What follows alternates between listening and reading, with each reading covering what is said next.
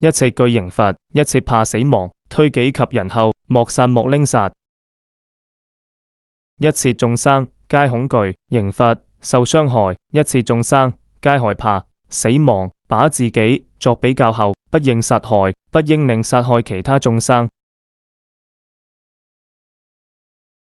一切具刑罰，一切愛生命，推己及人後，莫殺莫拎殺。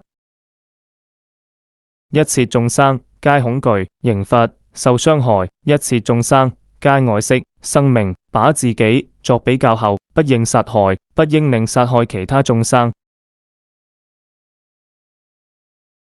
若求自己惡而以棍加害，求樂之生累，死後不得樂。若人追求自己的快樂而用棍棒等傷害，希望快樂的生累，他死後不可能得到快樂。若求自己惡不以棍加害，求樂之生累，死後樂可得。若人追求自己的快樂而不會用棍棒等傷害，希望快樂的生累，他死後能得到快樂。莫越粗惡語，所越反擊你，激憤與實苦，報復還傷你。惡語所越的粗惡語，對方也會那樣反唇相譏你。激憤的話，確實會造成痛苦，報復會傷及你。若自己不動，猶如破銅鑼，以達彼涅槃，於羽無激憤。如果自己安靜不動，猶如已破的銅鑼銅叉，你能得達如此的涅槃，對你已不存在激憤。如牧人倚杖驅牛至牧場，如是怒與死，驅眾生壽命。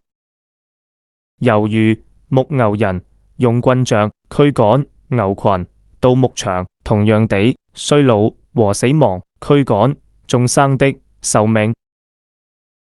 如人作惡業，其時不知報，痴者因己業火燒般煎熬。造作諸惡業的，如人在作惡時不知會有果報，愚昧無智者，因他自己的惡業故，就像被火焚燒般煎熬。若以棍冒犯無害無過者，快速即遭受十事中一種。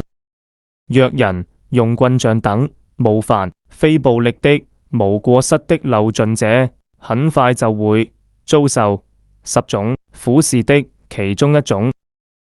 遭劇烈苦愁、破財身殘障，或患重疾病，或精神錯亂。劇烈的頭痛等苦受，損失錢財，或身體殘障，或者得偏癱、麻風等重病，或者精神發生錯亂。災禍從王來，殘酷被誣告，或痛失親戚、財物而摧壞，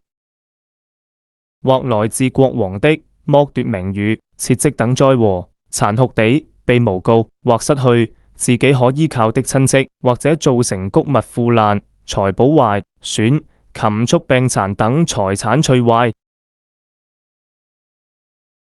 又或其家宅遭諸火焚毀，惡為者死後投生於地獄，又或者他的家宅被雷電之火、自然之火燒毀，惡為的他身亡死後必定會投生到地獄。非修裸體行，非結發荼泥，非斷食臥地，塗塵精勤蹲，能令得淨化，未超疑惑者，不是修裸體行，不是結發，不是荼泥，不是斷食，或者躺臥地上，用塵土塗身，蹲着精勤，能淨化，未超越疑惑的人。即使依嚴飾，寂靜以調御，決定行犯行，對一切生累，棄報平等行，彼即婆羅門，彼即是沙門，彼即是比庫。即使衣物裝飾，因紫色貪愛等而寂靜，諸根受調御，決定於四聖道而行犯行，對一切生累，放棄了暴力，平等而行，他也是婆羅門，他也是沙門，他也是比庫。若能免責備，以慚防護者，如良馬被鞭，於世上有誰就像良種的馬匹，無須鞭打。若能避免責備，因讒齒而阻止不善想法的人，在世上有誰？如良馬加鞭，當熱審訟具，以訓誡精進，定及抉擇法，具明行驗念，斷此無良苦。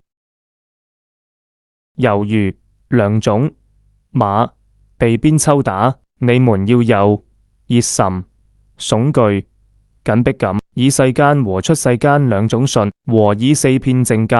和以身心精進，和以八定，和以抉擇法，具足3明或8明和15種行義，現起念，將能捨斷這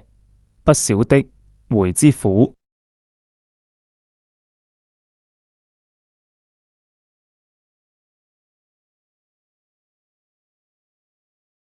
截水者引水，戰弓班直箭，木匠是木工，筍教者自調。灌溉的人能隨意引導水，製箭像能扳直箭桿，木匠能隨意壓直或壓曲木材，易教者聽話者調御訓練自己，